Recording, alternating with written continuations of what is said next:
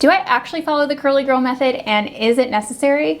Well, today I'm going to go over all of the rules that I break within the curly girl method and how I still keep my curls healthy. If you are new to my channel, welcome. My name is Gina, and here we make videos all about naturally curly hair. I love simplifying things for beginners and talking about the science of hair and really helping you problem solve with your hair so that everyone can achieve healthier curls. Before we get started, I wanted to thank Curlsmith for partnering with me for this video. I'm going to be sharing with you some of the products from their strength recipe, like the Bond Curl Rehab Salve, which is basically magic in a bottle that will repair your hair no matter what damage that you've done to it. So whether if you are looking to start taking care of your curls and you want to repair them from damage, or if you're somebody that might break some of these rules within the curly girl method every now and then and use heat on your hair, then you can still have healthy curls with using products like this one. So let's go ahead and dive into what the curly girl method is, and I'll share with you some of the rules that I don't necessarily agree with for my routine. So if you're not familiar with the curly girl method, it was originally created by Lorraine Massey, I believe back in 2002, and her book was since republished in 2010. It had been updated,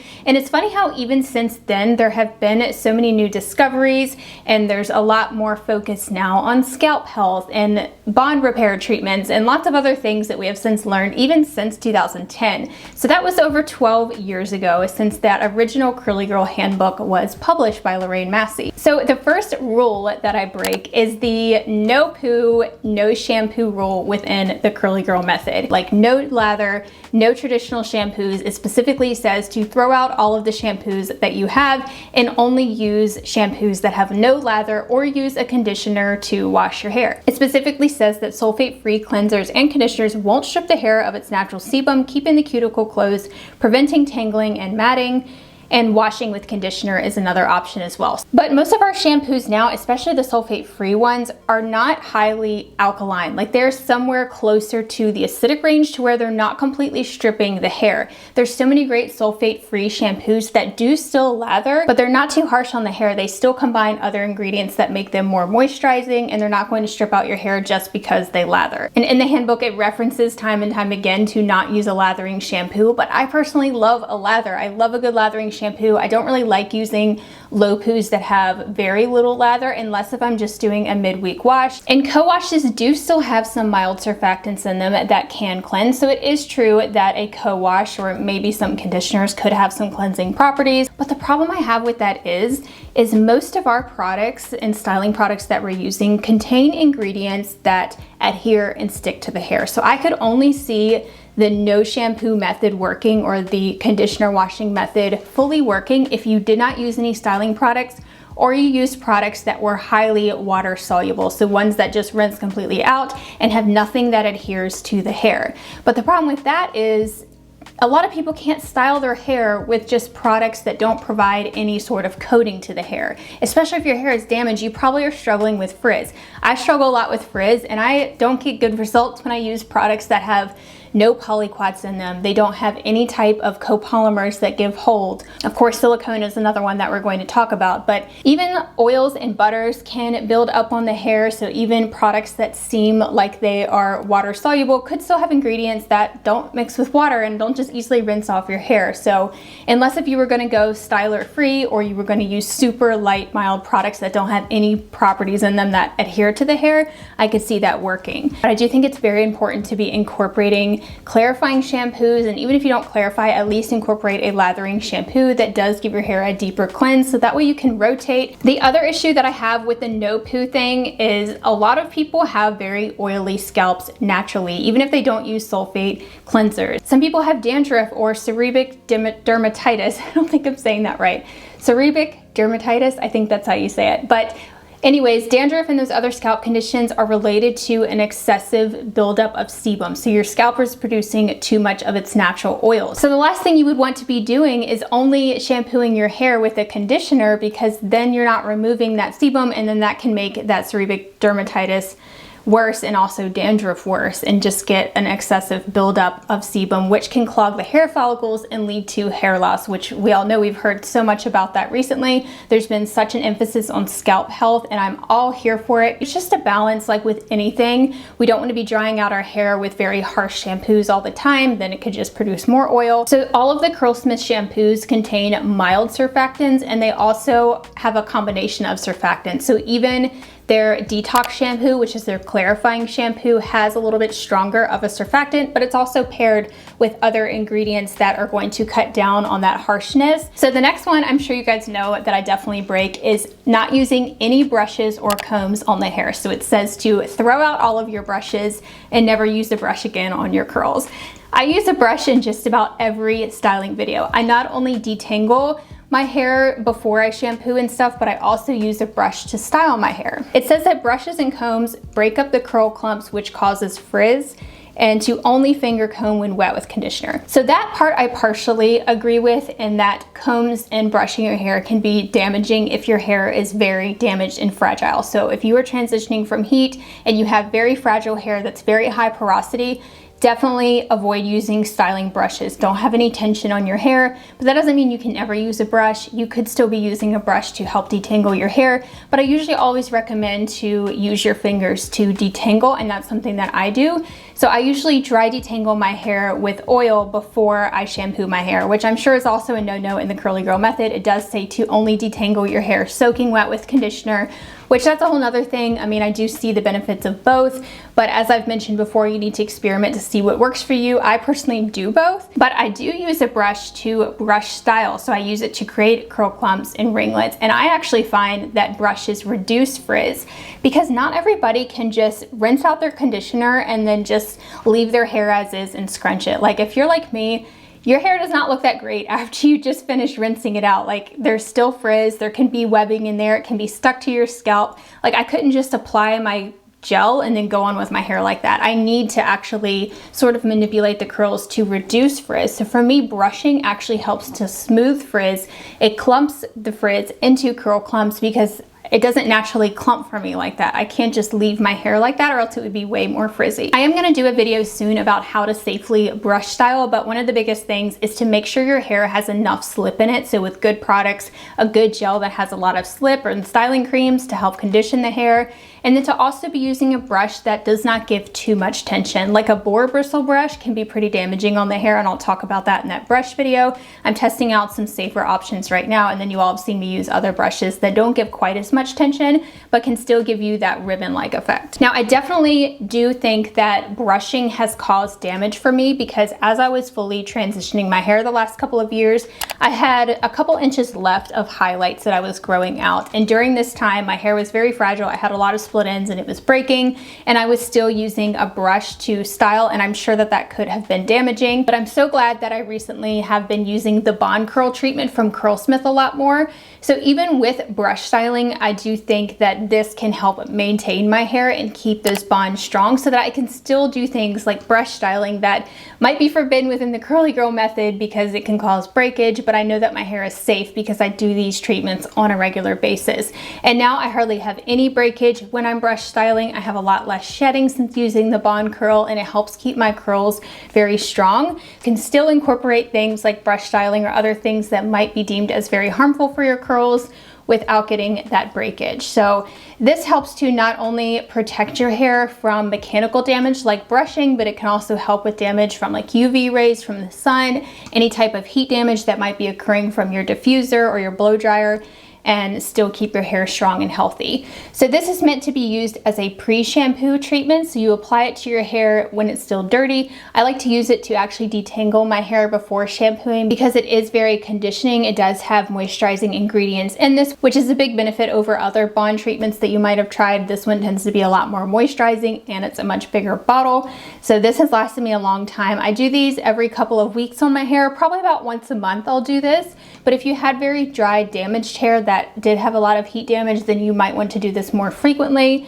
It is a protein treatment though, so you do need to be careful with this and make sure that you are incorporating very moisturizing styling products afterwards. You could do a moisturizing deep conditioner after, just to make sure you maintain that balance. I wouldn't overdo it with a product like this, and make sure that your hair actually needs that protein. So if it's high porosity, if you do a lot of brush styling, if you're currently bleaching or highlighting your hair, that is definitely the type of hair that would need a bond treatment like Bond Curl. So the next rule within the Curly Girl method is about how you're supposed to style your hair soaking wet. So it says to style, leave some of the conditioner in your hair on soaking wet hair, and then scrunch in gel while your hair is still dripping soaking wet. then clip your roots and let it air dry.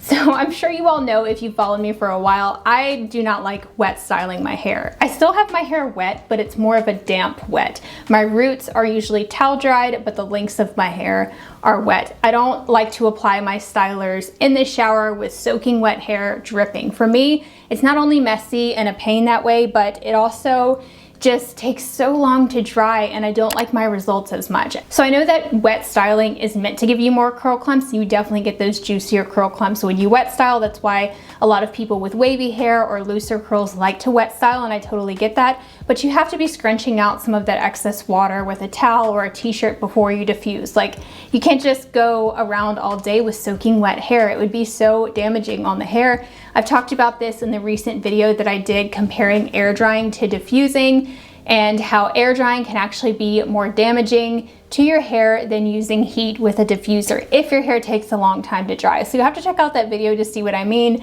but it's really interesting how that can be very damaging on your hair to just be walking around all day with soaking wet hair. So along with that, the next rule that I tend to break a lot within the curly girl method is no heat tools except for a diffuser on low to medium heat. And I'm pretty sure it stresses to only use cold air with your diffuser. So that is one that I somewhat agree with. I don't think you should be using a blow dryer and diffuser that gets too hot. I've always said to look for one that has a warm setting or a temperature adjustment on it.